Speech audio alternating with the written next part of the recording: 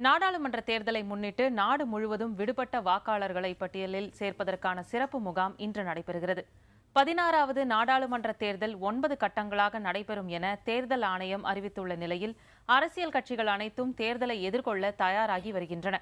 இந்நிலையில் தேர்தல் ஆணையம் ஏற்கனவே அறிவித்தபடி நாடு முழுவதும் விடுபட்ட வாக்காளர்களை சேர்ப்பதற்கான சிறப்பு முகாம் இன்று நடைபெறுகிறது.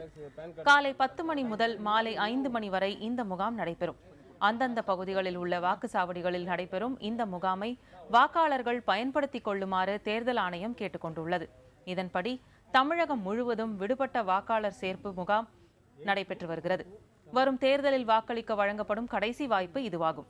சென்னை மாவட்டத்தில் உள்ள 16 சட்டமன்ற தொகுதிகளிலும் விடுபட்ட வாக்காளர்களை சேர்ப்பதற்கான சிறப்பு முகாம் இன்று நடைபெறுகிறது.